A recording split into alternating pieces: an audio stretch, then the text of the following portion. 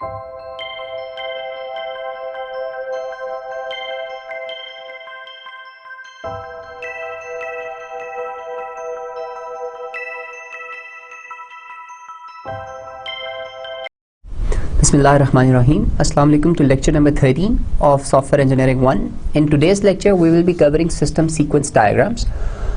Before we start discussion on system sequence diagrams, let's have a quick recap of our previous lectures. In fact, it will be a recap of last two lectures because we covered activity diagrams in the previous lectures.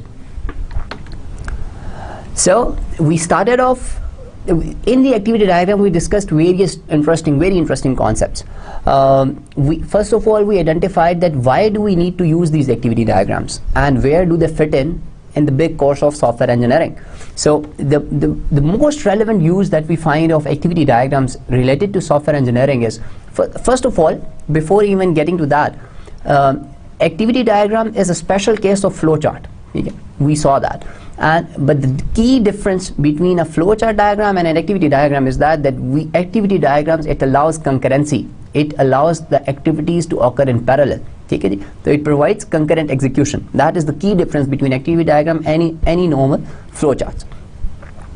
Then we saw that activity diagram, they are used to basically expand or understand the flow in the use cases. Similarly, if we have multiple use cases, then activity diagrams, they can be used to understand the flow between different use cases. Okay, because let's say we have 5 use cases in our system, depending on the different actors that we have in our system, and we want to understand that how the information would be flown between different use cases. Then we can do that using activity diagrams. And where do they fit in? They are normally followed after the use cases because we want to understand the use cases. So that's their ideal place, that we basically want to create activity diagrams once we have those use cases.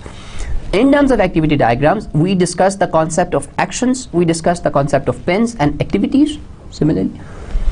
Then we saw that what kind of nodes are there. Then we saw the activity edges. Okay, we discussed that was the first lecture on activity diagram, where we discussed the basics. Okay, that what kind of nodes are there. The different kind of nodes that we discussed in the first lecture was that first we have a rounded rectangle. Now that's an activity. Okay, then we saw we have decision nodes. Decision nodes के दो काम होते हैं. एक काम तो ये होता है कि फॉर एग्जांपल इसके ऊपर एक इनपुट आई है और इफ इट्स यस तो हम एक काम करते हैं, अगर नो है तो हम कोई और काम करते हैं. That was one use of decision node. Other use क्या था कि decision node can be used to accept multiple inputs, यानी कि मल्टीपल इनपुट्स आ रही हैं और they are going to multiple sources. ठीक है, that was another thing that we did using decision nodes. लेकिन इसके अंदर मसला क्या आता है कि जैसे जैसे इनपुट आती जाती है we keep on sending it. ठीक है, another kind of nodes that we discussed was these bars. Okay, although they look similar, लेकिन ये दो तरह की थी. One was fork और दूसरे को हमने नाम दिया था join का. ठीक है, fork क्या करता है, fork के ऊपर अगर एक इनपुट आ रही हो तो ये मल्टीपल एजेस के ऊपर उसको भेज देता है. ठीक है, fork का फायदा क्या होता है कि it can duplicate tokens, यानी कि whatever token came here it will be flown here, here and here. और जो join क्या करता है, join is basically used for synchronization, यानी कि मल्टीपल इनपुट्स आ रही हैं लेकिन you do not want to go to the output unless and until there is a token on all of them. ठीक है, या we can also specify condition कि किन किन के ऊपर हो तो इसके ऊपर आउटपुट जाएगी, तो we can use join for that. Similarly फिर हमने देखा था कि हमारी initial node क्या होती है, it's basically a filled circle. फिर we saw कि हमारी flow final node होती है and then we have a final node, यानी कि ये दो nodes होती हैं जिनके ऊपर हमारा flow terminate कर जाता है और ख़त्म हो जाता है. ठीक है जी, तो those were the different kinds of nodes that we discussed. Then we also discussed कि pins हमारी किस तरह की होती हैं, object nodes क्या होती हैं. ठीक है, in lecture number 12 or the second lecture on activity diagrams, we discussed some more notations. ठीक है, we discussed how can we partition activities and what is the benefit of partitioning activities. We saw कि through partitioning activities we can partition our system and group activities which are associated to a certain business unit. या हम दूसरी तरह की partitioning के basis के ऊपर कर सकते हैं कि हमारी एक्टिविटीज़ हैं उसके अंदर कुछ पैरामीटर्स हैं and these parameters are common across multiple activities और अक्रॉस मल्टीपल एक्शंस, तो हम उन सबको एक ग्रुप कर देते हैं. ठीक है, now this is one way of partitioning. और उस पार्टीशनिंग की बेसिस के ऊपर हम, और ये पार्टीशनिंग हमने पढ़ा था कि this partitioning can be in form of lens या मल्टी डायमेंशनल पार्टीशनिंग भी हो सकती है. Then we saw कि with activities we can specify preconditions and postconditions, and these pre and post conditions they would basically mean कि अगर तो precondition complete नहीं हुई तो हमारा ये flow start ही नहीं होगा, और post condition का मतलब क्या कि जब ये हमारा flow खत्म होगा तो ये post condition satisfy होनी चाहिए. Then we saw different kinds of events, जिसमें सबसे पहला था send signal action, which is between two activities or two actions. और ये सेंड सिग्नल एक्शन करता क्या है कि it basically just a signal event जो कि दूसरे एक्शन को बताता है कि अब तुम ये काम कर दो, that's it. Then we saw time triggers and time events. Time triggers and time events के अंदर हमने दो तरह के ट्रिगर्स देखे थे, एक एब्सोल्यूट टाइम ट्रिगर था और एक रिलेटिव टाइम ट्रिगर था. Relative time trigger is relative to the system, whereas absolute की डेफिनेशन क्या है कि if you know that you want to do something on a certain date, तो you can write that expression कि do this on a certain date and then it generates that particular event. Then we saw the concept of accept event action. ठीक है, ये इनके symbols भी जरा एक दफा हम रिवाइज कर लेते हैं कि जो सेंड सिग्नल एक्शन था उसका सिंबल कुछ इस तरह से था, जबकि एक्सेप्ट इवेंट एक्शन का सिंबल किस तरह से था, it was something like that. ठीक, फिर एक और इसके अंदर हमने पढ़ा था wait time action. Wait time action क्या था, इट यूज्ड टू टेल कि कितनी देर वेट करना है and then you will do a certain thing, और we can have edges going out of them. ठीक है, व्हिच वुड से कि जब ये काम हो गया तो अब आप ये वाला काम करें. Then there are two particular regions that we saw कि we can have in our activity diagram. एक को हमने कहा था interruptible activity region.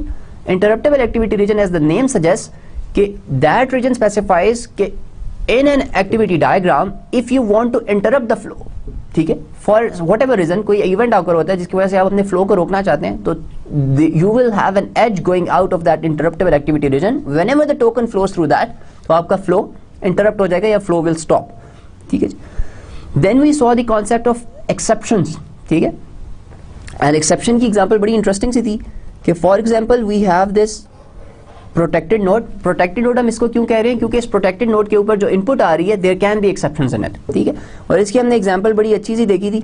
We discussed कि for example हमारे इसके अंदर we are only accepting strings.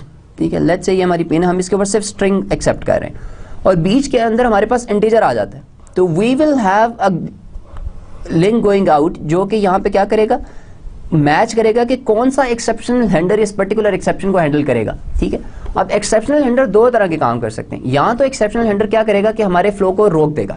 ठीक है, और it will handle the problem and the flow will continue. जिस तरह इसी केस के अंदर फॉर एग्जांपल स्ट्रिंग की एक इनपुट की स्ट्रीम आ रही है, बीच में एक इंटीजर आ जाता है, तो एक्सेप्शनल हैंडलर बड़ा आसान सा काम क्या कर सकता है कि it can ignore that integer और अगली इनपुट को चलने दे, और it can just stop the program and say no no no there is something wrong here. Okay, और हमने एक और चीज क्या डिस्कस करती है एक्सेप्शन से रिलेटेड कि if the system can not find a exception handler, तो हम उसके केस के अंदर एक जेनेरिक एक्सेप्शन हैंडलर भी लिख सकते हैं और हम अपने सिस्टम के एग्जीक्यूशन को रोक सकते हैं, फ्लो को रोक सकते हैं, और हमें अपने सिस्टम की स्टेट का फिर नहीं पता होगा, लेकिन we need to specify that. Then we saw the concept of expansion region कि we can have if an action or a set of actions can have multiple inputs, तो we can have expansion regions. ठीक है, expansion region क्या करते हैं कि example of expansion region कैसी थी कि फॉर एग्जाम्पल ये हमारा एक्सपेंशन रीजन है और इसके अंदर यहाँ पे मल्टीपल पिन्स हैं जिनके अंदर मल्टीपल वैल्यूज आ रही हैं, और ये हमारी अंदर एक्टिविटीज़. और एक्सपेंशन रीजन से जो ये अगर फॉर एग्जांपल इस एक्सपेंशन रीजन से इसमें जो एक्टिविटीज़ आनी है हमेशा कॉरिस्पॉन्डिंग के अंदर आती हैं. ठीक है, यानी कि ये इनपुट है और ये आउटपुट है उसी एक्सपेंशन रीजन की, तो ये इनपुट अगर 1 वाली प्रोसेस होगी तो ये इसी में आएगी आउटपुट में, इसी तरह 2 वाली जब प्रोसेस होगी तो 2 वाली में आएगी, 3 वाली जब होगी तो 3 वाली में आएगी, 4 वाली जब होगी तो 4. और वी सॉ कि देयर आर 3 डिफरेंट वेज कि ये इनपुट आउटपुट के अंदर आ सकती है. एक तो हमने कहा था पैरेलल, दूसरी थी आइटरेटिव और तीसरी थी स्ट्रीम की फॉर्म में. So that was the concept of expansion regions, and finally we discussed swim lanes. Swim lane was related to activity partitioning कि जब हम अपनी एक्टिविटीज़ को डिफरेंट ग्रुप्स के अंदर डिवाइड कर देते हैं तो we can make those swim lane diagrams, और swim lane is actually the same diagram लेकिन we group the activities related to certain groups in lanes. So that was our lecture or discussion on activity diagrams. In today's lecture, as I already told you that we will be discussing system sequence diagrams.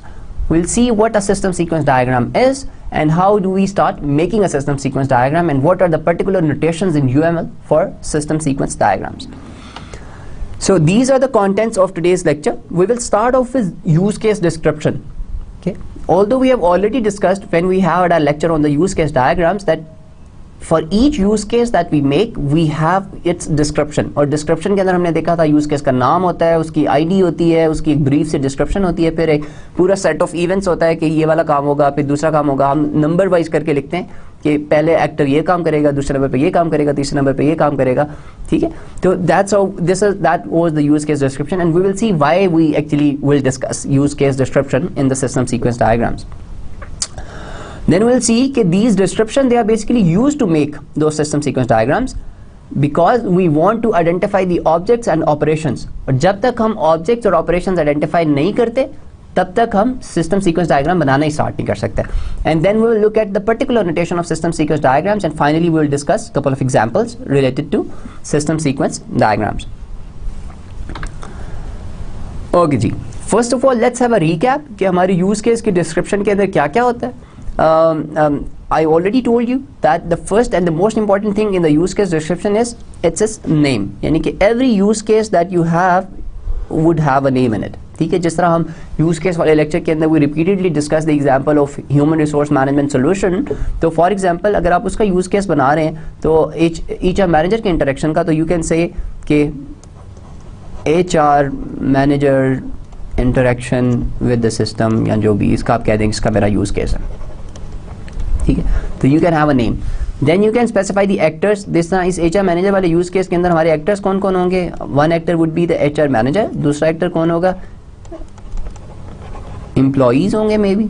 ठीक है, then we have a brief description. Brief description के अंदर we write 2 or 3 lines कि what we are trying to do in this, that we are saying कि जी HR manager would log in into the system and he will see the reports of all the employees coming in on the daily basis. He can generate reports on the monthly basis, blah blah blah. ठीक है, लेकिन this is not the actions that, or this is not the ordering कि किस इस जो brief description हम देते हैं उसके अंदर हम ordering of action नहीं बताते कि पहले ये काम करेगा HR मैनेजर, दूसरे नंबर पे ये काम करेगा.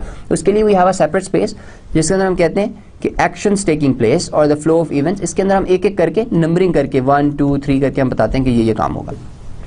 ओके जी, लेकिन कुछ use cases if we have a very simple use case तो उसके अंदर तो जो नॉर्मल फ्लो होगा या नॉर्मल जो सिनेरियो होगा वो चलता रहेगा. लेकिन in some use cases there are alternative scenarios. Alternative scenario क्या होता है कि फॉर एग्जांपल कोई डिसीजन पॉइंट आ जाता है यूज केस के अंदर, then there is alternate set of actions दो फिर आपका एक्टर लेगा. तो you can also do that. And finally we can have the preconditions and the postconditions in the use case description. Okay जी, now this is for example this is an example of a use case diagram जिसमें एक club की membership का system को model किया हुआ है. ठीक है जी, तो फॉर एग्जांपल ये जो आपका ऑर्डर है, ये जो आपका क्लब मेंबर है, ठीक है, ये क्या कर सकता है, ही कैन, अब ये हमारा ऑर्डर का सब सिस्टम है, उससे रिलेटेड जितने भी यूज केसेस हैं वो हमने यहाँ पे बनाए. ये पूरे एक सिस्टम की यूज केस डायग्राम है. इसके अंदर आप देखेंगे कि डिफरेंट सब सिस्टम्स हैं. जिस तरह ये प्रमोशन का सब सिस्टम है और ये आपका मेंबरशिप का सिस्टम है. जो तो आपके क्लब के मेंबर्स हैं they can submit regular order request, they can submit promotion order. ठीक है, इसी तरह जो आपका मार्केटिंग डिपार्टमेंट है वो रिक्वेस्ट कर सकता है सेल्स रिपोर्ट, ये हमारे ऑर्डरिंग सब सिस्टम से.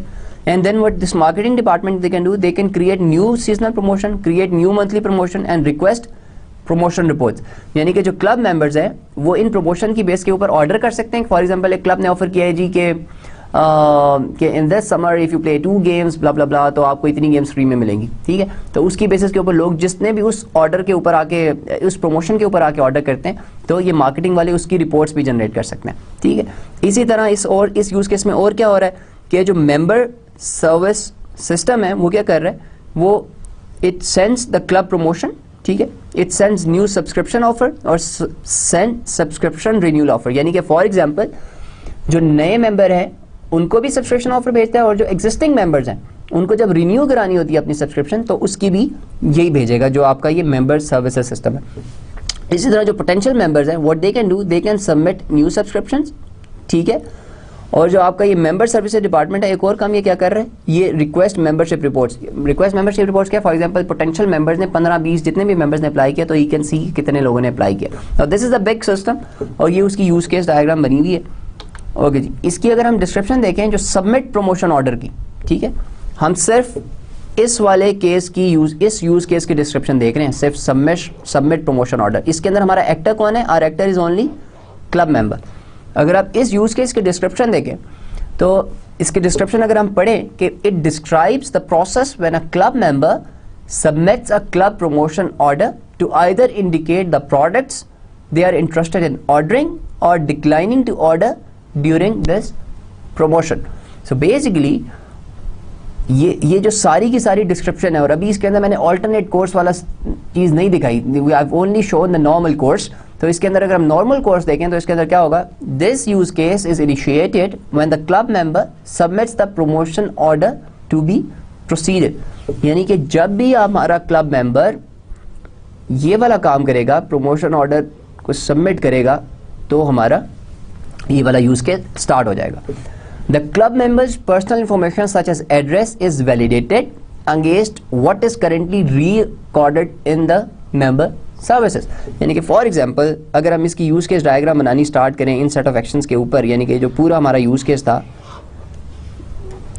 सबमिट प्रमोशन ऑर्डर, ठीक है, इसकी कैसी डायग्राम बनेगी कि सबसे पहले तो इसने रिक्वेस्ट की, जिसके ऊपर क्या हुआ कि इसकी इंफॉर्मेशन वैलिडेट की गई, ठीक है, और इंफॉर्मेशन वैलिडेशन के बाद ये जो अगला काम क्या हुआ, the promotion order is verified to see if the product is being ordered. यानी कि अब कस्टमर ने तो एक प्रमोशन कर लिया, हो सकता है वो प्रमोशन अब एक्सपायर हो गई हो, ठीक है, तो in that case something else would happen, ठीक है. और the club member's credit status is checked with the accounts receivable to make sure no payments are outstanding. फिर जब आपने एक पर्टिकुलर ऑर्डर किया है तो अकाउंट्स वाले भी बीच में आ जाएंगे, जिनसे आप चेक करेंगे कि यार इस बंदे का क्रेडिट स्टेटस क्या है, whether he owes something to the club और हिज अकाउंट इज क्लियर, ठीक है. For each product being ordered, validate the product number. For each product being ordered, check the availability. ठीक है, for example, customer has ordered for something and it's not available, then you need to notify the customer कि जी something is out of stock or something. ठीक है, और create a picking ticket for the promotion order containing all the ordered products which have a status open and route the packing ticket to the warehouse. ठीक है, now this is just an example कि आपके एक use case की description कितनी ज़्यादा हो सकती है, ठीक है. यानी कि ये वाली जो हमारी डायग्राम है, this is kind of a summary of the all the use case diagrams, ठीक है. अब इनके अंदर जो पर्टिकुलर यूज केसेस है, फॉर एग्जांपल ये सबमिट प्रमोशन ऑर्डर है, इसको हम बहुत ज़्यादा एक्सपैंड कर सकते हैं. जिस तरह सबमिट प्रमोशन ऑर्डर के अंदर हमने देखा हम क्या क्या करेंगे, फर्स्ट ऑफ ऑल हम यूज़र की इन्फॉर्मेशन को ऑथेंटिकेट करेंगे कि वो हमारा मेंबर है भी कि नहीं है. फिर जो उसने ऑर्डर प्रमोशन के लिए ऑर्डर की चीज़ें, जो भी प्रमोशन के लिए रिक्वेस्ट की है ऑर्डर की, वो देखेंगे कि या ये प्रमोशन एक्सपायर तो नहीं कर गई. फिर हम देखेंगे कि ऑर्डर के अंदर जो आइटम्स हैं वो अवेलेबल हैं कि नहीं हैं. Fourth thing that we will see, हम इस कस्टमर का क्रेडिट स्टेटस चेक करेंगे कि रिसीवेबल्स के थ्रू कि क्या ये बंदा कुछ ओ तो नहीं करता क्लब को. If he owes something to the club, तो then we can cancel the order, we can inform the customer कि जी first of all you need to make a payment and then do that. ये alternative course of action के अंदर आ सकता है, ठीक है. तो we can expand these use cases. तो a use case description it contains lots of information, ठीक है. उससे हमें अपने पूरे सिस्टम का बहुत अच्छी तरह डिटेल में पता लग जाता है कि इस सिस्टम के अंदर क्या क्या ऑपरेशंस होंगे. ओके, नाउ अच्छा जी, now how can we use these. Now you will be thinking, what is the purpose, why are we discussing use case descriptions again here? The purpose of discussing use case description in the system sequence diagram is that they help us in identifying multiple things, ठीक है जी, and they are useful in constructing these system sequence diagrams. पहली चीज जो हमें system sequence diagrams के लिए चाहिए होती है, that is an actor, ठीक है, क्योंकि हमें system diagram के अंदर हमेशा एक एक्टर कोई इवेंट को इनिशिएट करेगा जिसके ऊपर हमारा कोई भी सिनेरियो या कोई भी सीक्वेंस हमारे सिस्टम के अंदर स्टार्ट होगा, ठीक है. And that we can do through use cases. Second thing that we use और we need in a system sequence diagram are the nouns और द ऑब्जेक्ट्स, ठीक है. और we saw in a brief discussion of class diagrams, हमने ये देखा था कि हम ऑब्जेक्ट्स आइडेंटिफाई कर सकते हैं through these use case descriptions, या हमारे कोई भी प्रोसेसिंग नैरेटिव्स हैं, किसी भी फॉर्म की हमारी रिटन डिस्क्रिप्शन पड़ी हुई है प्रोडक्ट की, तो we can use that to identify the nouns. And finally we need operations, कि कौन सा ऑब्जेक्ट कौन सा काम करेगा, and that we can also identify through going through these use case description. जब भी हम इनका ग्रामेटिकल पार्ट्स करेंगे तो वी कैन आइडेंटिफाई और वी कैन लुक एट कि ये इन ऑब्जेक्ट्स के दरमियान इंटरेक्शन क्या होगा, and these are called the operations, जो कि बेसिकली वर्ब्स होते हैं. जब हम ग्रामेटिकल पार्ट्स करते हैं तो all the verbs they are normally the interactions between different objects. Okay जी, now this is an example that we already saw. Let's have a quick go through this example again. We'll quickly go through this example again. We will try to identify the objects in the first instance. तो करना क्या होता है, हमने इस पूरे को पढ़ के इसका ग्रामेटिकल पार्ट्स करना होता है. जिस तरह अगर हम इसकी पहले पैराग्राफ को पढ़ें कि the safe home security function enables the homeowner to configure the system when it is installed, monitor all the sensors connected to the security system and interacts with the homeowner through the internet, PC or a control panel. अब अगर हम इस पूरे को पढ़ें तो इसके अंदर से अगर हम नाउन्स निकालें तो ये जो बोल्ड किए हुए मैंने जितने भी चीज़ें, ये सारे नाउन्स हैं. जिस तरह the safe home security function, that एक नाउन तो हमारा ये हो गया, एक नाउन हमारा हो गया home owner, then we have a noun which is security system, फिर हमारे सेंसर्स नाउन है, and then we have our control panel और इंटरनेट और पीसी. ये सारे हमारे नाउन्स हैं इस पहले पैराग्राफ के अंदर. इसी तरह अगर हम दूसरे पैराग्राफ को पढ़ें तो during installation the safe home PC is used to program and configure the system, each sensor is assigned a number, type, master password. ये सारे भी नाउन्स हैं. ठीक है, तो वी जब भी हम ग्रामेटिकल पार्ट्स करते हैं तो we end up with lot of nouns. ठीक है, और हमने देखा था कि हमारे जो भी नाउन्स होते हैं दे कैन बिकम क्लासेस. ठीक है, तो हम इन सबको क्या कहते हैं, जितने भी नाउन्स होते हैं we call them potential classes. ठीक, पोटेंशियल क्लासेस क्यों कहते हैं, क्लासेस क्यों नहीं कहते, क्योंकि सारे के सारे हमारे सोल्यूशन के अंदर क्लासेस या ऑब्जेक्ट्स नहीं बन सकते, क्योंकि इट वोंट बी पॉसिबल. तो हम करते क्या है, हमने देखा था कि वी हैव अ क्राइटेरिया जिसको हमने कहा था सिलेक्शन क्राइटेरिया, और उसके अंदर हमने देखा था 6 चीज़ें थी. We will discuss them again when we will discuss class diagrams, लेकिन you can always go back to the previous lecture, you can see at what those 6 criterion one. उसमें एक था written information, multiple attributes, multiple operation और essential information. We have 6 of those criterions. हमने कहा था जितने भी हम नाउन्स आइडेंटिफाई करते हैं उन सारे नाउन्स को इन 6 के 6 क्राइटेरिया को सेटिस्फाई करना चाहिए. जो जो नाउन इन 6 के 6 क्राइटेरियाज के पूरे पूरे उतरते हैं उनको हम अपने सोल्यूशन के अंदर क्लासेस बना लेते हैं. जो नाउन्स बाकी बच जाते हैं, ठीक है, यानी कि होगा क्या कि हमारे पास नाउन्स आए, उसके अंदर से कुछ तो हमने बना ली क्लासेस, जिन्होंने इन 6 के 6 क्राइटेरिया को सेटिस्फाई किया वो सारी क्लासेस बन गई. जिन्होंने नहीं किया उनको हम एट्रीब्यूट्स बना लेते हैं इन क्लासेस का. जो भी नाउन जिस क्लास से क्लोजली लिंक्ड होगा उसको हम उस क्लास का एट्रीब्यूट बनाते जाएंगे. ठीक है, तो the first thing that we do when we want to create this system sequence diagram is that we need to identify the objects or we want to know what are the classes in our system. जब तक हमें ये नहीं पता होगा तो हम अपना सिस्टम सीक्वेंस डायग्राम बनाना स्टार्ट नहीं कर सकते. तो हमने देखा कि यूज केस डिस्क्रिप्शन भी हम इसके अंदर यूज कर सकते हैं. We can use processing narratives in this, we can use any other written description of our program that we have. उसके अंदर से हम नाउन्स आइडेंटिफाई करके we can use that to identify the objects for the system sequence diagrams. अच्छा जी, now the second thing is कि in objects ने करना क्या है, क्योंकि सिस्टम सीक्वेंस डायग्राम क्या बताती है, इट बेसिकली आइडेंटिफाइज कोई भी आपका एक काम है कि एक्टर ने सिस्टम के अंदर कोई भी इवेंट जनरेट किया है. ठीक है, तो सिस्टम सीक्वेंस डायग्राम क्या बताती है कि ये वाला इवेंट हैंडल करने के लिए आपका सिस्टम किस किस ऑब्जेक्ट के पास गया, कौन से ऑब्जेक्ट ने इसके ऊपर क्या क्या फंक्शन परफॉर्म किया. ठीक है, तो अब हमारे पास अगर ऑब्जेक्ट्स तो आ गए, फॉर एग्जांपल हमने ऑब्जेक्ट डिफाइन कर लिया, ऑब्जेक्ट ए आ गया हमारे पास, एक हमारे पास आ गया ऑब्जेक्ट बी, लेकिन अब इनके दरमियान इंटरेक्शन भी तो हमने आइडेंटिफाई करना है, because we want to know कि कौन सा ऑब्जेक्ट क्या वाला क्या काम करेगा. And this is done by identifying the verbs in the grammatical part, यानी कि वही हम करेंगे कि whatever written description we have, it can be in form of use case descriptions और प्रोसेसिंग नैरेटिव्स, हम उसको पढ़ेंगे, उससे हम वर्ब्स निकालते हैं. और जो वर्ब्स जिस क्लास से क्लोजली लिंक्ड होते हैं हम कहते हैं कि जी ये इस क्लास का ऑपरेशन है. ठीक है, for example the safe home security function enables the home owner. अब ये जो इनेबल्स होगा ये सेफ होम सिक्योरिटी फंक्शन का वर्ब होगा. इसी तरह कन्फिगर जो है, कौन कन्फिगर कर रहा है, होम ओनर कन्फिगर कर रहा है. तो if home owner was selected as a class तो maybe configure is an operation of the home owner. ठीक है, तो this is how all the verbs they are normally categorized as the operations, और जो जिस class से related होते हैं. ठीक है, तो हम क्या करेंगे, all the verbs that we get we say कि these are operations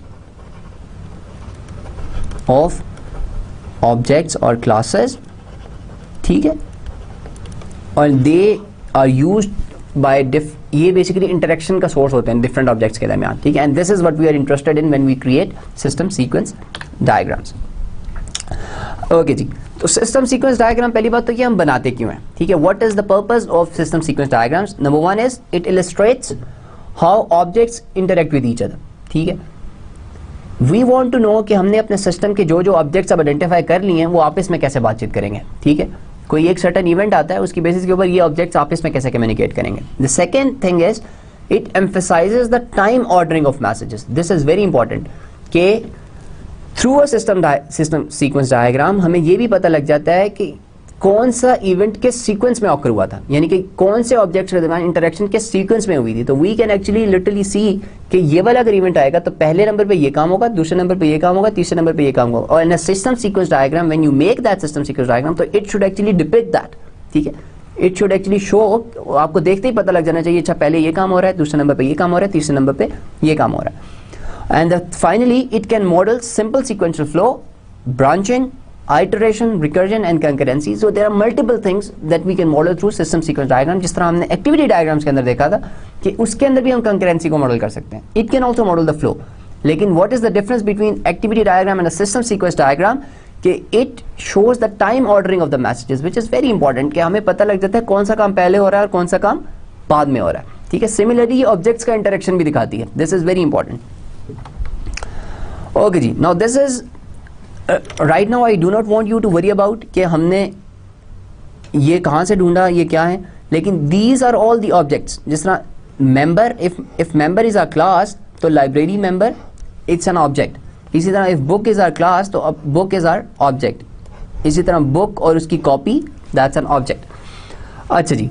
Now let's see कि what are the things that we have in this what are the things that we can have in a system sequence diagram. तो अगर हम इसको कहें कि जी हमारे दो एक्सेस हैं, these are the x axis and these are the y axis, तो हमारे पास क्या क्या चीज़ें, this is the message, ठीक है, ये जो हमारे एजेस के ऊपर जा रहा होता है we call it a message. जिस तरह यहाँ पे कोई एक्टर होगा, ठीक है, जिसको हम कह देते हैं कि यूज़र है, लाइब्रेरी का यूज़र है, उसने एक फंक्शन भेजा which was a borrow book, ठीक है. Now this is an interaction happening between this user and this member कि he has request to borrow a book, ठीक है. अब यहाँ पे क्या हो रहा है कि we have this big rectangle. ये रेक्टेंगल हमें क्या बता रही है कि ये वाला जो क्लास है या ये वाला जो ऑपरेशन है ये कंप्लीट होने में कितनी देर लेगा, ठीक है. क्योंकि अगर मैंने बुक बोरो करने की रिक्वेस्ट की है तो there are lot of things that need to be check before मुझे वो बुक बोरो करनी है. पहली चीज़ तो क्या चेक की जाएगी, whether I am a member of this library और नॉट. सेकंड चीज़ क्या चीज़ जाएगी, मेरे पास बुक्स और इशू मैं करा भी सकता हूँ या मैक्सिमम लिमिट को रीच कर चुका हूँ. तो there are few things that need to be checked and only then I should be allowed to issue the book, ठीक है जी. तो इस फ्लो के अंदर भी क्या हो रहा है कि सबसे पहले तो ये चीज़ चेक की जा रही है कि whether the person who is actually there he is a member और not. So here we are checking that if I am a member तो मेरा स्टेटस क्या है, ओके हो जाए, ठीक है. और जब मेरा स्टेटस ओके हो जाएगा तो मैं यहाँ पर चेक करने जा रहा हूँ कि इस मेंबर को, यानी कि यहाँ पे मेरा ऑब्जेक्ट इन्फॉर्मेशन क्या जा रही है कि इस मेंबर को ये बुक बोरो करनी दी जाए, ठीक है. अब यहाँ पे क्या हो रहा है कि मैं जाके चेक कर रहा हूँ उस बुक के अंदर कि क्या वो बुक टेकन है या नहीं है, ठीक है, ठीक है. और बुक अगर टेकन है, ठीक है, तो मैं यहाँ पे असाइन कर रहा हूँ और यहाँ पे मैं देख रहा हूँ कि बुक की कोई कॉपी अवेलेबल है कि नहीं है. अच्छा, इसके अंदर इस सिस्टम सीक्वेंस डायग्राम के अंदर देयर आर मल्टीपल थिंग्स. एक तो हम देखें कि हमारे एक्स एक्सिस के ऊपर सारे ऑब्जेक्ट्स हैं, वाई एक्सिस के ऊपर हमारा टाइम है. अब हमने कहा था कि हमें सिस्टम सीक्वेंस डायग्राम को देखते ही पता लग जाता है कि टाइम ऑर्डरिंग पता लग जाती है एक्शंस की. अब इस अगर डायग्राम के अंदर देखें तो हमें पता लग रहा है सबसे पहले काम के ऊपर ये काम हुआ है कि बुक बोरो करने की रिक्वेस्ट आई है. सेकंड नंबर पे ये काम हुआ है कि ये चेक किया जा रहा है कि ये जो बंदा जिसने बुक बोरो करने की रिक्वेस्ट की है ये लाइब्रेरी का मेंबर है कि नहीं है और ये बुक इशू करा सकता है कि नहीं करा सकता, ठीक है. उसकी बेसिस के ऊपर हमने एक फ्लैग सेट कर दिया कि okay if it's allowed to, if a certain person is allowed to borrow a book, तो status is okay. On that basis हमने तीसरा एक्शन क्या कर रहे हैं कि हमने उस बुक को बोरो करने की रिक्वेस्ट भेज दी, यानी कि जो बुक का हमारा पूरी क्लास है उसके अंदर से उस बुक का स्टेटस क्या हो जाएगा, चेंज हो जाएगा. उस बुक के स्टेटस को हम क्या चेंज कर रहे हैं, सेट टेकन. तो चौथा एक्शन ये हो रहा है. और जब सेट टेकन हो गया तो हमने साइन कर दिया कि जी ये बुक जो है अब इशू हो गई है. और यहाँ पर अगर आप देखें तो हमें पूरे अपने इसकी टाइम ऑर्डरिंग पता लगी कि पहले नंबर पे ये काम हुआ, दूसरे नंबर पे ये काम हुआ, तीसरे पे ये हुआ, चौथे पे ये काम हुआ. एक और चीज़ जो सिस्टम सीक्वेंस डायग्राम के अंदर हमें नज़र आ रही है वो ये डैश्ड लाइन है, ठीक है. ये हमें ये बता रही है कि कोई भी ऑब्जेक्ट हमारे सिस्टम के अंदर उसकी लाइफ लाइन क्या है, ठीक है. जिस तरह इस पर्टिकुलर एग्जाम्पल के अंदर हमारे तीनों जो भी हमने ऑब्जेक्ट्स बनाए हुए हैं, मेंबर, बुक और ये जो कॉपी है, इन सब की lifeline they are there throughout the जब तक आपका सिस्टम चल रहा है तो ये एक्टिव है, एक्टिव तो नहीं है लेकिन हम कहेंगे कि ये they exist through out the execution of the system, यानी कि इनकी लाइफ लाइन जो है वो कंप्लीट है। Whereas we will see in the coming slides कि आप ये lifeline you can create objects at the run time. तो आप वो भी सिस्टम सीक्वेंस डायग्राम के अंदर बता सकते हैं कि जैसे आपको किसी ऑब्जेक्ट की जरूरत पड़ी you can do a create request and then the object will be created.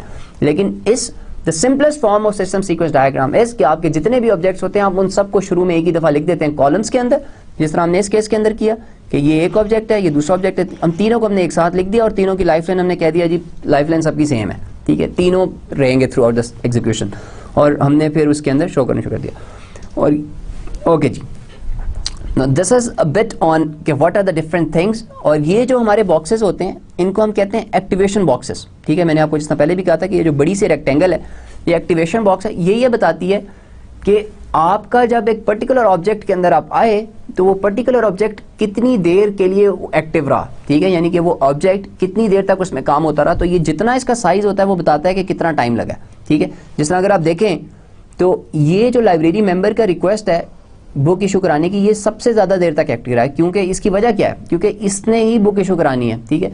और बुक इशू कराने के लिए जब इसने रिक्वेस्ट भेजी है तो उसके लिए मल्टीपल काम होंगे फिर इसको बुक इशू होगी, ओके।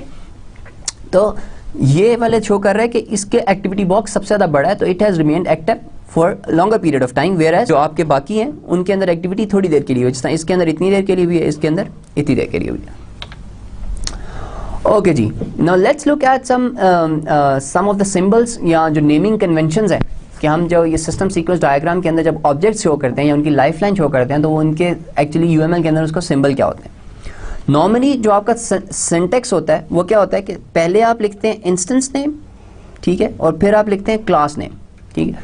यानी कि इस केस के अंदर जिस तरह हमारी जो क्लास है, डेट जो है दैट इज आवर क्लास, और जो माई बर्थडे है दैट इज द ऑब्जेक्ट, या इसको आप कह दें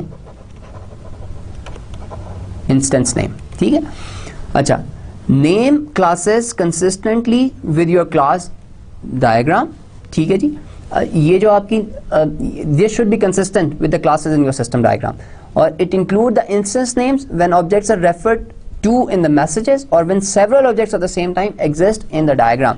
अच्छा, दिस इज इंटरेस्टिंग। अगर हम ये पिछली डायग्राम के ऊपर आए, अब इसके अंदर अगर देखें कि ये जो हमारा मेंबर था, ठीक है, दिस वाज आवर क्लास, और ये जो लाइब्रेरी मेंबर है ये बेसिकली हमारा ऑब्जेक्ट है। अब हमने यहाँ पे मेंबर से इसको रेफर किया है क्योंकि हर लाइब्रेरी मेंबर के लिए हमारा जो सीक्वेंस होगा वो सेम ही होगा, ठीक है। यानी कि we have referred the class name which is the same जो हमने ऊपर ऑब्जेक्ट के अंदर लिखा था, ठीक है। उसका मकसद ये है कि for every library member the same set of steps would follow, okay जी। अच्छा, और जो एक और चीज़ जो आप ऑब्जेक्ट्स के साथ एसोसिएट करते हैं वो ये डैश्ड लाइन होती है, वो जिसको हम कहते हैं कि इस ऑब्जेक्ट की लाइफ लाइन क्या है, ठीक है। और ये लाइफ लाइन बताती है कि कितनी देर के लिए ये ऑब्जेक्ट रहेगा, ठीक है। The life line represents the objects life during the interaction, यानी कि जो सिस्टम सीक्वेंस डायग्राम के अंदर जो हम इंटरेक्शन शो कर रहे हैं वो बताता है कि इस ऑब्जेक्ट की लाइफ कितनी होगी इस पूरे इंटरेक्शन के अंदर। अच्छा जी, then we have messages. Messages क्या होते हैं, डिफरेंट ऑब्जेक्ट्स के दरमियान जो इंटरेक्शन होता है वो मैसेजेस होता है, और वो हम किससे, एजेस के ऊपर भेजते हैं, ठीक है, एजेस के ऊपर मैसेजेस जा रहे होते हैं। अच्छा जी, an interaction between two object is performed as a message sent from one object to another. Simple operation called signaling RPC. If object 1 sends a message to another object 2, some link must exist between those two objects. इसके अंदर हम उसकी dependency भी लिख सकते हैं और ये ऑब्जेक्ट्स सेम ऑब्जेक्ट्स होने चाहिए। अच्छा जी, अब ये जो आपका मैसेज होता है this is normally represented by this solid arrow, ठीक है। यानी कि अभी हमने जो पिछली एग्जांपल भी देखी थी, जितने भी मैसेजेस थे वो इसके ऊपर जा रहे थे। इन मैसेजेस को फिर हम एनोटेट भी कर सकते हैं। We will see how. कुछ एग्जांपल्स हमने देखी कि हम इसके ऊपर पहली भी चीज़ तो हम ये लिखते हैं कि मैसेज क्या जा रहा है, ठीक है। जिस तरह अगर बोरो की रिक्वेस्ट आ रही है तो वो यूजुअली राइट जो हमने वर्ब्स आइडेंटिफाई किए थे usually they are written on these messages, क्योंकि वो बताते हैं कि ये दो ऑब्जेक्ट्स आपस में कैसे इंटरेक्ट करेंगे, ठीक है। We can also annotate them with certain information, जिस तरह हमने ओके का स्टेटस इन्फॉर्मेशन साथ भेजी थी, ठीक है। तो we can have multiple information that we can send through these messages. अच्छा जी, पहली बात तो क्या है, message is represented by an arrow between the life line of two objects, ठीक है। यानी कि आपके अगर यूँ दो ऑब्जेक्ट्स बने हुए, ठीक है, लेट्स से ये हमारे दो ऑब्जेक्ट्स बने हुए और ये उनकी लाइफ लाइन है, तो मैसेज इनके दरमियान यूँ एरोस के ऊपर जाएगा और यहाँ पे हमने कुछ ना कुछ लिखा होगा ABC वटेवर। अच्छा, self calls are also allowed. Self call का क्या मतलब है, जिस तरह हमने पिछली एग्जाम्पल अगर आपको याद हो उसके अंदर हमने देखा था कि सेल्फ एरो का क्या मतलब है कि आप इसके अंदर भी यूं करके एक एरो आ सकता है, ठीक है। ये क्या बताता है कि आप इसी ऑब्जेक्ट के अंदर एक और फंक्शन को कॉल कर रहे हैं, ठीक है। और सेल्फ कॉल का क्या मकसद होता है, जिस तरह हम लाइब्रेरी मेंबर वाली क्लास के अंदर हम सबसे पहली चीज़ ये चेक कर रहे थे कि जो बंदा बुक इशू कराने की रिक्वेस्ट कर रहा है whether he is a member of library और नॉट, ठीक है। तो उसके अंदर अगर आप देखें तो that object does not need to go anywhere else, उसको अपनी ही क्लास से इंफॉर्मेशन लेकर देखना है कि whether he is a member और नॉट, तो we can do self calls. अच्छा जी, the time required by the receiver object to process the message is denoted by an activity box, ठीक है जी। ये जो एक्टिवेशन बॉक्स है ये बताता है कि अब इस वाले ऑब्जेक्ट को कुछ इंफॉर्मेशन चाहिए जिसके लिए इसने इंटरेक्शन की है, तो ये जितनी देर के लिए इसको इंफॉर्मेशन नहीं मिलेगी, ठीक है, ये उतनी देर तक, ठीक है। अब ये बेसिकली ये हमारा एक्टिवेशन बॉक्स हो गया और ये अगर इसको आ गया तो यहाँ पे हम इसके लिए एक्टिवेशन बॉक्स बना देते हैं, ठीक है जी। A message is labelled minimum with the message name, यानी कम से कम आपके जो मैसेज के ऊपर मैसेज का नाम होना चाहिए, ठीक है। और मैंने आपको already told you that arguments and control information, जिस तरह आप उसके अंदर कंडीशंस भेज सकते हैं, आप ये कह सकते हैं कि आइटरेशन कितनी दफ़ा होनी चाहिए, इट कैन बी इंक्लूडेड, ठीक है। तो मिनिमम मैसेज के ऊपर मैसेज का नाम होना चाहिए। A system in a system sequence diagram no message can be without a name, every message should have some kind of a name, यानी कि पता होना चाहिए कि क्या इन्फॉर्मेशन और या दो ऑब्जेक्ट के दरमियान किस तरह का इंटरेक्शन हो रहा है, it should always be there. Okay, next we have the return values. जो आपके रिटर्न मैसेजेस होते हैं they are usually represented by dashed arrows, ठीक है जी, बट दे आर ऑप्शनल, ठीक है। एज द स्लाइड सेज कि optionally indicated using a dashed arrow with a label indicating the return value, क्योंकि ये आपको क्या कर रहे हैं, ये बता रहे हैं कि रिटर्न इन्फॉर्मेशन क्या आ रही है ऑब्जेक्ट जो, फॉर एग्जांपल इसके अगर हम यहाँ पे एग्जांपल भी बना लें कि ये हमारे दो ऑब्जेक्ट्स थे और ये उनकी लाइफलाइन थी और इसका ये एक्टिवेशन बॉक्स था, यहाँ पे ये गया और इसने एक नया एक्टिवेशन बॉक्स बना और इससे अगर कोई वापस इन्फॉर्मेशन आएगी तो we will represent that by a dashed arrow, लेकिन इसके ऊपर फिर रिटर्न वैल्यू भी होनी चाहिए। और नॉर्मली हम इसको क्यों नहीं मॉडल करते, क्योंकि at times it's very obvious, ठीक है। जिस तरह फॉर एग्जांपल आपने मैसेज भेजा गेट टोटल, तो हमें पता है वापसी पे आपके पास टोटल ही आना है, ठीक है। फॉर एग्जांपल आप चेक करना चाह रहे हैं कि कितनी बुक्स इस वक्त इशूड है लाइब्रेरी के अंदर, ठीक है, आपने गेट टोटल का मैसेज भेजा तो अब रिटर्न में तो टोटल नंबर ऑफ बुक्स ही आनी है, तो you do not need to actually specify it. तो नॉर्मली हम ये रिटर्न मैसेजेस शो नहीं करते। और when do we actually do it, model a return value only when you need to refer to it elsewhere, for example as a parameter passed in another message. It will be ideal to use it उस case के अंदर जब हमें वो particular information जो वापस आ रही है वो किसी और मैसेज के अंदर एज अ पैरामीटर पास करनी है, then it is advisable to actually use it. Okay जी, now this is how we model return values. अच्छा जी, then we have two kinds of messages. एक मैसेजेस को हम कहते हैं synchronous messages, the other kind of messages they are asynchronous messages। अच्छा, synchronous messages क्या करते हैं कि synchronous messages जो हमारा कॉलर होता है, ठीक है, उसको ब्लॉक कर देते हैं। ब्लॉक करने का क्या मतलब है कि जब तक इसको इसका रिप्लाई नहीं मिलेगा, फॉर एग्जांपल इस केस के अंदर ये जो ए क्लास है ये क्लास बी को भेज रही है कि डू यू अंडरस्टैंड, और जब तक कि ये इसको इसका रिप्लाई नहीं आएगा तो class A is blocked, it can not do any other thing, ठीक है। तो सिंक्रोनस मैसेजेस भी हम भेज सकते हैं और एसिंक्रोनस मैसेजेस भी भेज सकते हैं। एसिंक्रोनस मैसेजेस के केस के अंदर ये जो कॉलर होगा it will not wait. Normally हम क्या करते हैं, हमारी जितनी भी कम्युनिकेशन होती है दैट इज एसिंक्रोनस, ठीक है, लेकिन we can model synchronous communication. हमारे जो मैसेजेस होते हैं वो सिंक्रोनस मैसेज होते हैं, यानी कि जो आपका कॉलर होता है usually through the synchronous messages हम अपने ऑब्जेक्ट्स को ब्लॉक कर सकते हैं, ठीक है। फॉर एग्जाम्पल मैं चेक करना चाह रहा था कि मेरा फॉर एग्जांपल मैं ऑथेंटिकेशन चेक करना चाह रहा हूँ और मेरे दो ऑब्जेक्ट्स मैंने बनाए हुए, एक यूजर का ऑब्जेक्ट है और एक मेरा सिस्टम का ऑब्जेक्ट है जिसके अंदर सारा डाटा स्टोर्ड है, and I want to whenever somebody sends login and password, तो मैं ऑथेंटिकेशन के लिए एक मैसेज भेज देता हूँ कि ऑथेंटिकेट, उसमें पैरामीटर्स जा रहे होते हैं लॉगिन पासवर्ड। तो जब तक मुझे उसकी कॉल वापस नहीं आएगी कि ये लॉगिन का स्टेटस ओके है कि नहीं है, तब तक I should block that user, ठीक है। तो this is how you can use this synchronous messages to indicate कि कब आपका ब्लॉकर कब आपका जो कॉलर है वो ब्लॉक हो जाएगा उस इंस्टेंट के लिए। ओके जी, Another concept that we discussed briefly when we discussed the first example on this system sequence diagram was object creation. इस केस के अंदर क्या होता है कि हमारे ऑब्जेक्ट्स, जो मैंने आपको कहा था simplest way of making the system sequence diagram is कि आप के ऑब्जेक्ट्स शुरू से ही बने हुए हैं. इस केस के अंदर क्या होता है, हमारी जो दोनों ऑब्जेक्ट्स की लाइफ लाइन है वो इस पूरे इंटरेक्शन के अंदर है, ठीक है. लेकिन दूसरी मैंने आपको क्या चीज़ कही थी कि हम ऑब्जेक्ट्स को क्रिएट भी कर सकते हैं, ठीक है. फॉर एग्जाम्पल इस केस के अंदर जब क्रिएट की रिक्वेस्ट आ रही है तो हम इसको कंस्ट्रक्टर कंसिडर कर रहे हैं, ठीक है, कि ये कंस्ट्रक्टर भी है और इसके अंदर फिर हम वो काम कर रहे हैं. लेकिन फॉर एग्जाम्पल ए से बी को जब कॉल जा रही है तो आप बी को क्रिएट ही उस वक्त कर रहे हैं जब बी की ज़रूरत है. तो दिस इज़ द डिफरेंस कि ऑब्जेक्ट क्रिएशन रन टाइम पे होने का क्या मतलब है कि when you need to interact with class B then you created an instant, whereas इस केस के अंदर ए और बी के इंस्टेंस शुरू से ही बने हुए थे and then you are communicating between A and B, ठीक है. तो this is the difference between object creation on run time और ऑब्जेक्ट क्रिएशन आपने शुरू से ही की हुई है.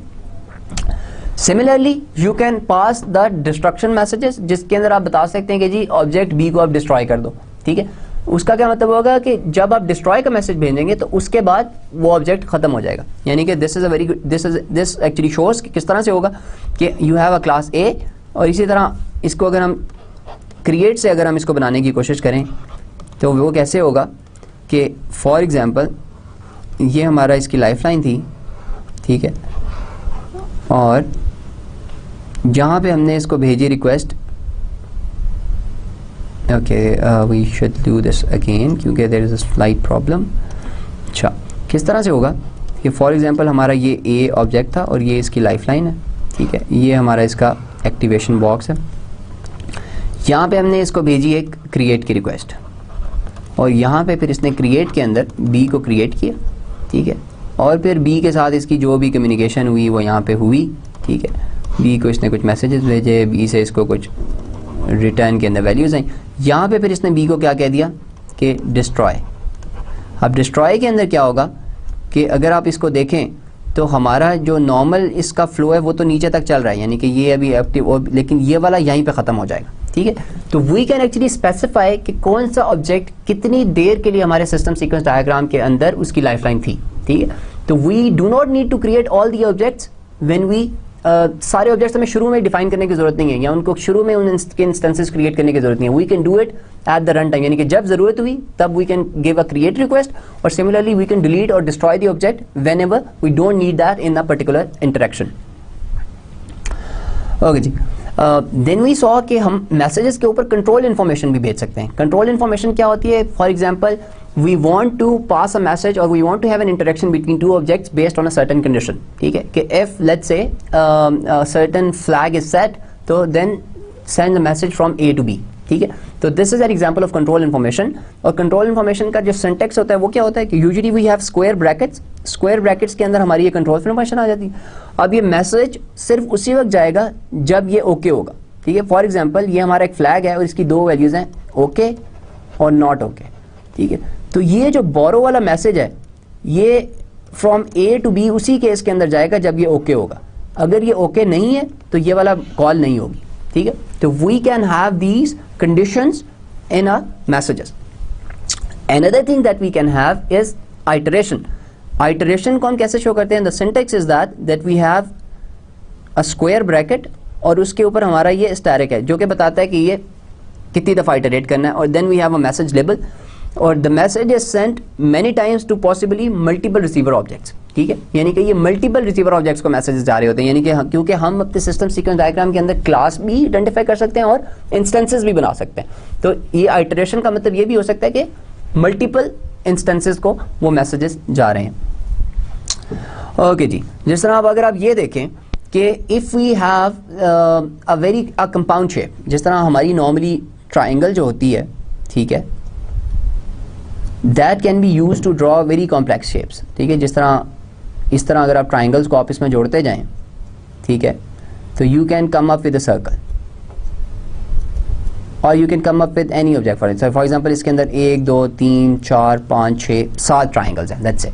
Okay, now you are trying to create a compound shape. जिस तरह इस वाले इंस्टेंस के अंदर क्या हो रहा है कि you have a compound shape, ठीक है, यू हैव दिस ऑब्जेक्ट और आपने एक्टर इवेंट जनरेट किया जिसमें अंदर आपने कहा कि जी ड्रॉ करो, ठीक है।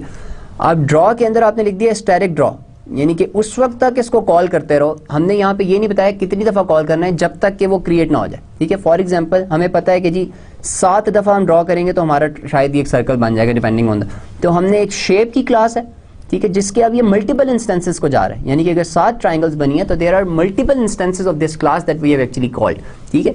और ड्रॉ होके we will basically draw the whole thing. इसी तरह ये एग्जांपल है कि if you are a driver and you are waiting for the bus to be full, यानी कि इसके अंदर हमने 7 कंडीशन भी लिख दी है। पहली बात तो ये बता रहा है कि ये आइटरेशन है, यानी कि जो स्टैटिक का स्टार्ट है ये बता रहा है कि देयर इज आइटरेशन, और ये जो एक्सप्रेशन हमने लिखी है ये बता रही है कि कितनी देर तक ये आइटरेशन चलनी चाहिए, यानी कि ये बता रही है नंबर ऑफ टाइम्स, ठीक है। तो हमने क्या इसके अंदर स्पेसिफाई कर दिया कि driver should wait until the bus is full, so we know that this is an iteration and we know कि ये कितनी देर तक इसको आइटरेट करना है, ठीक है जी। और ये जो एक्सप्रेशन का सिंटेक्स है इट्स नॉट स्टैंडर्ड, ठीक है, you can write it in a number of ways. अच्छा जी, the control mechanisms of the sequence diagram suffice only for modelling simple alternatives, ठीक है जी। Consider drawing several diagrams for modeling complex scenarios. अच्छा, this is something very interesting and I should emphasize it a lot कि when you say system sequence diagram तो उसका ये मतलब नहीं होता कि पूरे सिस्टम की एक ही सीक्वेंस डायग्राम है। When you are modeling a system तो you can have multiple system sequence diagrams, ठीक है, यानी कि in a complex system अगर आप बहुत मुश्किल किस्म का कोई सिनेरियो यानी कि multiple interactions आइडियली आपके क्या हो सकता है कि for every interaction you can have a sequence diagram, ठीक है, यानी कि आप लॉग इन कर रहे हैं तो you can have a sequence diagram for that. आप लॉग इन के बाद कुछ और काम कर रहे हैं, फॉर आप रिपोर्ट्स जनरेट कर रहे हैं, you can have a system sequence diagram for that. So for every interaction between different objects you can have separate sequence diagrams. Now there are cases, कुछ केसेस के अंदर those interactions are fairly simple, तो आप क्या करते हैं multiple interactions को combine कर देते हैं and then you have multiple interactions in a sequence diagram. लेकिन if a system diagram is getting complex that you can have multiple diagrams. Okay जी, now this is an example, ये वही example है जो कि हम बार बार डिस्कस कर चुके हैं अपने और आपकी प्रेसमैन की जो बुक है जो आपको मैंने अपने कोर्स के लिए रेफर भी की थी, प्रेसमैन की प्रैक्टिशनर्स ऑन सॉफ्टवेयर इंजीनियरिंग, उसके अंदर ये कंट्रोल पैनल वाली example. The objects that we have identified is, जो कि हमने अभी पिछले ग्रामेटिकल पार्ट्स करते हुए भी ऑब्जेक्ट आइडेंटिफाई किए थे। One is homeowner, the second one is control panel, then we have system and then we have sensors. So these are our objects. ये सारे के सारे हमारे क्या हैं?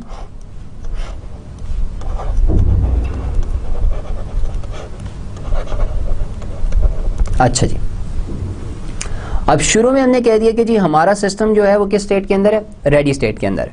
अच्छा, अब होमओनर आया, ठीक है, और what homeowner is doing is,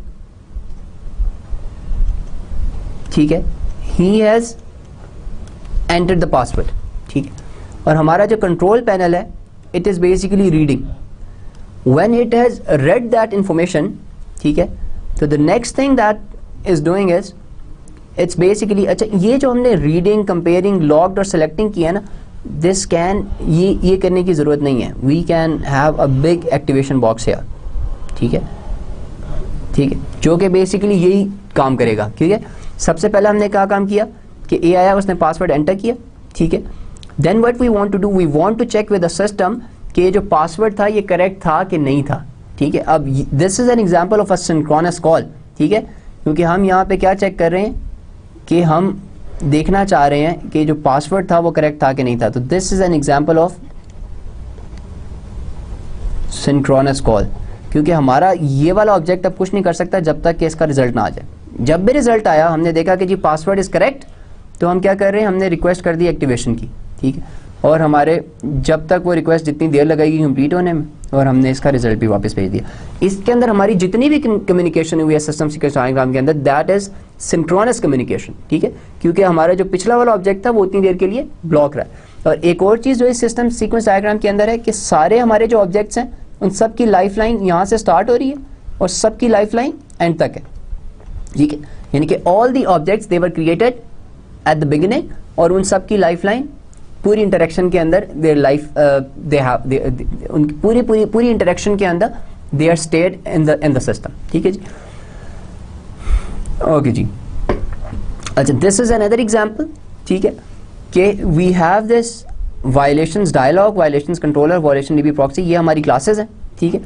we have a clerk here जो कि सबसे पहले क्या करता है, लुकअप करता है, ठीक है, और इट्स बेसिकली पासिंग दिस, ठीक है। इसके अंदर एक दो चीज़ें जो इंटरेस्टिंग हो रही हैं पिछली, जो कि पिछली सीक्वेंस डायग्राम से ज़रा डिफरेंट है। वो एक काम क्या हो रहा है कि we are creating an object here, ठीक है। जिस तरह फॉर एग्जांपल पहले हमें वायलेशन की आईडी मिल गई, ठीक है, और उस आईडी की बेसिस के ऊपर हमने एक और क्लास का ऑब्जेक्ट, एक इंस्टेंस क्रिएट किया जिसको हमने कह दिया ट्रैफिक वायलेशन, ठीक है। और यहाँ से हमारे पास यहाँ पर वापसी के भी डिस्प्ले मैसेज, जो हमारे रिटर्न मैसेजेस हैं वो भी शो कर रहे हैं। तो इस सिस्टम सीक्वेंस डायग्राम के अंदर भी हमारे पास क्या क्या चीज़ें हैं, we have an instance of object creation, ठीक है, कि we are creating a particular object, okay. And similarly we have, इसके अंदर हमारे पास डिलीशन का इंस्टेंस नहीं है, लेकिन we have these messages here, और हमने ये we have this return message और वैल्यू भी उसकी आ रही है इसके अंदर। So we have different things in this system sequence diagram as well. Okay जी, this is another example of print request. जिस तरह for example there is a client और उसने क्या किया, he has requested for print, ठीक है। Print के अंदर उसने जो दो पैरामीटर्स इस मैसेज के अंदर पास किए, एक तो जो डॉक्यूमेंट उसने प्रिंट करना है और एक कि उसने अपनी आईडी वगैरह पास किया कि कौन सा क्लाइंट है। अच्छा जी, अब इसके अंदर क्या हो रहा है कि पहला काम तो ये प्रिंट सर्वर क्या कर रहा है कि इट्स अ सेल्फ कॉल। ये वाला जो एरो है ये शो कर रहा है कि there is a self call. आपने उस जो प्रिंट की जॉब थी उसको आपने इनक्यू कर लिया, ठीक है, और आपने जब इनक्यू किया तो आपने क्यू की क्लास के अंदर वो जॉब भी सेव कर दी है, ठीक है।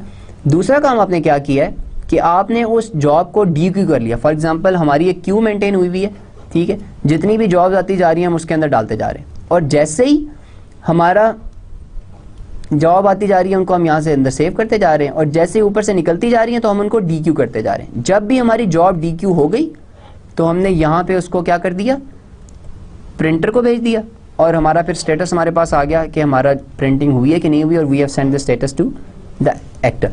अगर हम इस पर्टिकुलर एग्जाम्पल के अंदर देखें तो वी हैव 4 ऑब्जेक्ट्स और 4 क्लासेस। एक तो हमारा जो है वो ये इनिशिएटर क्लास है, ठीक है, इसको हम इनिशिएटर क्लास कहते हैं क्योंकि इसने ये पूरा इंटरेक्शन स्टार्ट किया है, क्योंकि अगर क्लाइंट प्रिंट की रिक्वेस्ट ही ना भेजता तो हम शायद ये इंटरेक्शन ना बना सकते, ठीक है। That's why we need to identify actors in a system sequence diagram, क्योंकि एक्टर्स ही किसी इंटरेक्शन को स्टार्ट करते हैं, ठीक है। Then we have a print server. Print server क्या करता है कि वो क्लाइंट्स की प्रिंट रिक्वेस्ट को चेक करता है, ठीक है। अच्छा, इसको हम और भी इंटरेस्टिंग कर सकते थे इसी एग्जांपल को। जिस तरह प्रिंट सर्वर के ऊपर जब क्लाइंट ने रिक्वेस्ट भेजी ना, तो हम एक काम ये चेक कर सकते थे कि ये क्लाइंट जो है वेदर ये प्रिंट की रिक्वेस्ट भेज भी सकता है कि नहीं भेज सकता। यहाँ इसका प्रिंट का कोटा कंप्लीट तो नहीं हो गया, और उसकी बेस के ऊपर हम यहाँ पे एनक्यू करने से पहले हम एक स्टेटस भी भेज सकते थे कि अगर ये ओके होगा तो फिर ही क्यू करें, ठीक है। तो we can create this information. इसी तरह ये जो क्यू वाली क्लास थी इसको हम यहाँ पे भी क्रिएट कर सकते थे, ठीक है। तो similar we could have done it in a different way. What I would do, I would try to make this diagram in a different way so that you know, okay, the same system sequence diagram can be done slightly differently. Okay, what I would do, I would make the same system sequence diagram, lekin I will only create the objects when they are required. So you can see that the same system sequence diagram can be done in a different way. Okay, let's do it here. Okay, we have our client here, ठीक है। Client को normally हम इस तरह से show करते हैं जो हमारे पूरे सीक्वेंस को इनिशिएट करता है, ठीक है जी। देन वी हैव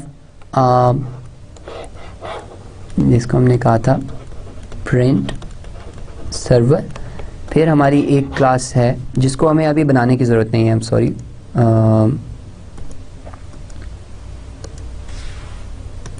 ओके जी, अच्छा जी, अब हम क्या करते हैं कि हमने इसकी लाइफलाइन क्या है, इसकी लाइफलाइन हम कहते हैं कि थ्रू आउट द इंटरेक्शन रहेगी, ठीक है। अब क्लाइंट ने क्या रिक्वेस्ट किया, क्लाइंट ने रिक्वेस्ट की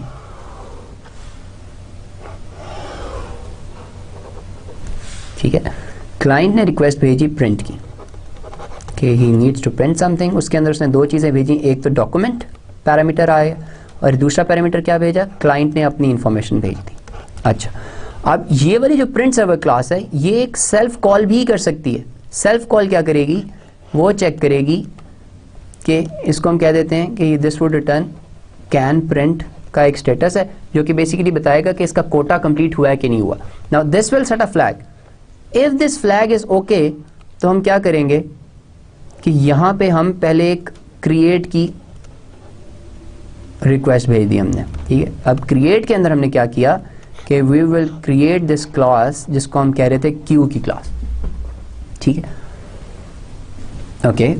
अब जब हमने इसको क्रिएट किया तो ये क्रिएट हो गया और यहाँ पे हमने इसकी लाइफलाइन बना दी. अब हो रहा क्या है यहाँ पे कि यहाँ पे अब हमारे इससे एक और कॉल गई जिसने इसको कहा कि जी ये जो जॉब आई थी ना इसको आप क्यू कर लें, जो भी यहाँ पे डॉक्यूमेंट आया था उसको आप क्यू कर लें.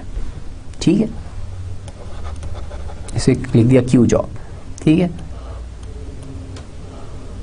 अच्छा, फिर आपने रिक्वेस्ट की कि जी इसको डी क्यू कर दें.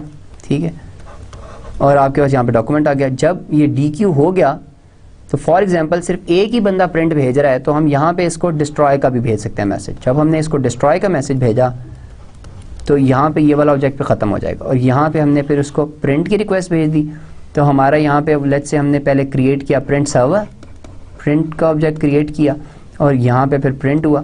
अच्छा, now what is the problem? इस सिस्टम सीक्वेंस डायग्राम के अंदर मसला क्या है? मसला ये है कि हम जो अपना सिस्टम मॉडल करने की कोशिश कर रहे हैं वो ये है कि मल्टीपल क्लाइंट्स प्रिंट की रिक्वेस्ट भेज सकते हैं. ठीक है, अब इस केस के अंदर अगर हम क्यू का ऑब्जेक्ट यहाँ पे क्रिएट करेंगे और प्रिंट सर्वर का यहाँ जो प्रिंटर का ऑब्जेक्ट यहाँ पे क्रिएट करेंगे तो दिस वुड बी रॉन्ग. ये गलत क्यों है? क्योंकि इस पर्टिकुलर केस के अंदर जो क्यू है या आपके जो प्रिंट प्रॉक्सी के जो ऑब्जेक्ट्स बने हुए they should be there throughout. क्योंकि आपका सिस्टम ऐसा होगा कि क्यू भी रहे, प्रिंट सर्वर भी है और सब चीज़ें थ्रू आउट रहेंगी आपके इंटरेक्शन के अंदर. For example this is the correct way. इस स्लाइड के अंदर this is the correct way of showing, क्योंकि ये क्यू और प्रिंट प्रॉक्सी इनको आप बीच में नहीं बनाएंगे. वो गलत क्यों होगा? क्योंकि आपकी queue is always there. This is not dependent कि कौन सा क्लाइंट रिक्वेस्ट भेज रहा है. ठीक है, यानी कि the queue is always there, the printer proxy is always there.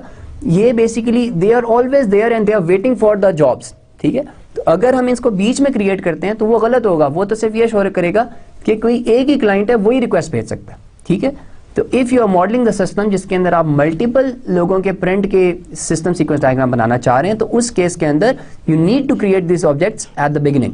ठीक है, so I think this would have slightly kind of explained why we in which cases it is advisable to create the objects at the beginning and in the which cases it is not. Okay? So in this particular scenario, in my opinion, it is advisable that you have or you create these objects at the beginning. ठीक है, क्योंकि इनकी lifeline through out the interaction active रह रही है. ठीक है, so this particular not advisable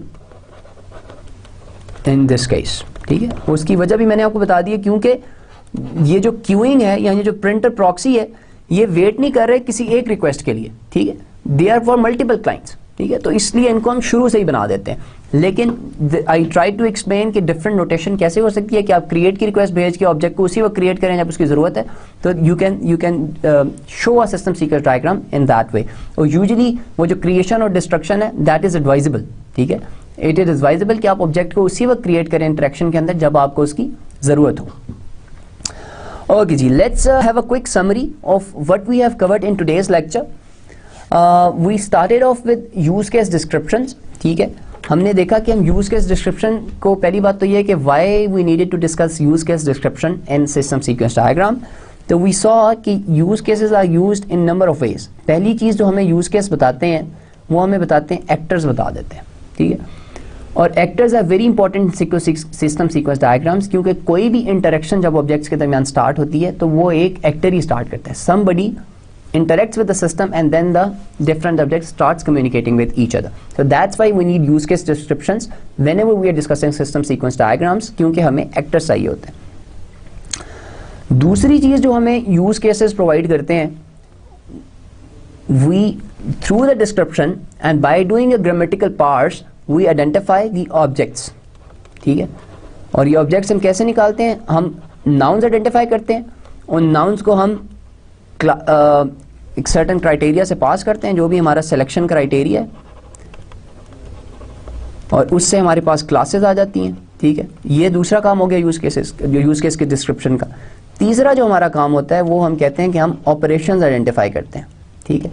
और these operation they are actually the interaction between different objects in a system sequence diagram, ठीक है। And we use all these different things to make system sequence diagrams, ठीक है जी। कि these objects they are treated as the classes, जो हमने कहा कि हम कॉलम्स के ऊपर शो करते हैं, ठीक है। और जो ऑपरेशंस होते हैं they are shown over the messages, यानी कि जब भी मैसेजेस दो ऑब्जेक्ट्स के दरमियान पास होगा तो जो मैसेज नेम होगा that actually shows what kind of an operation is happening और what kind of an interaction is occurring between multiple objects. Then we saw के सिस्टम सीक्वेंस डायग्राम्स की नोटेशन क्या होती है, ठीक है। उसके अंदर लेट्स क्विकली समराइज इट कि नॉर्मली जो हमारी ऑब्जेक्ट्स या हमारी क्लासेस होती हैं, अगर हमने सिर्फ क्लास लिखी है तो हम क्लास को ऐसे लिखते हैं, ठीक है। और अगर इसका पर्टिकुलर इंस्टेंस है तो हम शायद ऊपर लिख देंगे लाइब्रेरी मेंबर। अब ये जो है ये इंस्टेंस नेम है and this is the class name, ठीक है। फिर आप हर ऑब्जेक्ट की लाइफलाइन बना देते हैं इंटरेक्शन के अंदर। ये जो पूरी डैश्ड एरो है दिस इज कॉल्ड लाइफलाइन, ठीक है। ये बताती है कि एक ऑब्जेक्ट पूरी आपकी इंटरेक्शन के अंदर कब तक रहेगा, ठीक है। देन वी सॉ कि there can be different messages that are passed between different objects, और उस मैसेजेस के ऊपर हमने देखा कि मैसेजेस के ऊपर जो मिनिमम इंफॉर्मेशन होगी वो क्या होगी, उस मैसेज का नाम होगा, ठीक है। फिर हम इसके अंदर और क्या क्या भेज सकते हैं, we can have the list of parameters here, ठीक है। We can attach conditions here, ठीक है। ये फॉर एग्जांपल ये काम करना है कि नहीं करना। और we can also have iterations, और ये जो स्टैटिक का साइन है ये बेसिकली बताता है कि ये मैसेज कितनी दफ़ा होगा, ठीक है। एंड दिस इज टेलिंग कि व्हाट इज द कंडीशन, किस कंडीशन के ऊपर this message would be true. Okay जी। Then there were couple more things that we discuss in system sequence diagram. एक तो हमने कहा था कि there are two ways of creating objects. One thing that you can do is that when you create the sequence diagram तो आप सारे object start में क्रिएट कर दें। दूसरी चीज़ क्या थी कि आप ऑब्जेक्ट्स उस वक्त क्रिएट करें जब आपको उसकी ज़रूरत है, ठीक है। जिस तरह ये जो हमने अभी साइड पे ड्राइंग की इसके अंदर हमने लाइब्रेरी मेंबर और बी जो क्लासेस थी हमने स्टार्ट में ही क्रिएट कर दी। लेकिन जो दूसरा था उसके अंदर क्या था कि आपका ये एक ए है और ए का आपने यहाँ पे था, और जब आपको बी की ज़रूरत पड़ी तो आपने इसको एक क्रिएट की रिक्वेस्ट भेज दी तो तब बी क्रिएट होगा, और फिर आप उसको एक डिस्ट्रॉय की रिक्वेस्ट भेजेंगे तो वो ख़त्म भी हो जाएगा, ठीक है। This is another way. और एक चीज़ जो मैंने शायद नहीं डिस्कस की दैट वाज एक्टिवेशन बॉक्स। ये एक्टिवेशन बॉक्स ये बताता है कि ये मैसेज को प्रोसेस बी को प्रोसेस करने में कितना टाइम लगेगा, ठीक है, ठीक है। तो फाइनली सिस्टम सीक्वेंस डायग्राम के अंदर डिफरेंट चीज़ क्या है, ये हमें एक तो बताती है टाइम ऑर्डरिंग कि कौन सा अगर एक इवेंट आ गया है उस इवेंट की बेस के ऊपर ऑब्जेक्ट्स के दरमियान इंटरेक्शन किस ऑर्डर के अंदर हो रहा है, दिस इज़ वेरी इंपॉर्टेंट, और किस ऑर्डर में हो रहा है और कौन सा ऑब्जेक्ट उस काम को करने के लिए कितना टाइम लगा रहा है। This is we are coming towards the end of today's lecture. In the next lecture, I will try to go through a couple of examples of system sequence diagrams so that we can just grasp a bit more about system sequence diagrams, and I will try to come up with examples जिसके अंदर we will create objects when they are required, and we'll see a couple of more examples. Inshallah, they will help us clarify, or they will help in explaining the different things that are different notations of system sequence diagrams. Inshallah. Till then, take care and Assalamu alaikum.